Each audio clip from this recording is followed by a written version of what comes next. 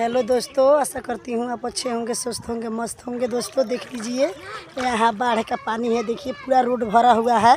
यहाँ रोड पर देखिए कोई साधन नहीं है। यहाँ का रोड बंद हो चुका है।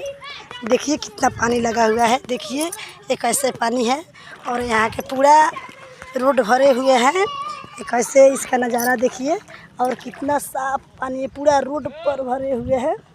देखिए दोस्तों, यहाँ पूरा सरेह में भी पानी लगा हुआ है। आप ये बताइए, ये गलत है ना? यह पानी इतना सरकार छोड़ दिए हैं और इतना पानी है कि इसमें चल भी नहीं पा रहे हैं लोग। देखिए एक ऐसा पानी है, पूरा रोड भरा हुआ है और ये कैसे है। इसके लिए आप ज़्यादा से ज़्यादा शेयर कीजिए और कमेंट कीजिए, लाइक कीजिए। दोस्तों देखिए ये पानी का बहाव भी है जो पानी का तेज़ है।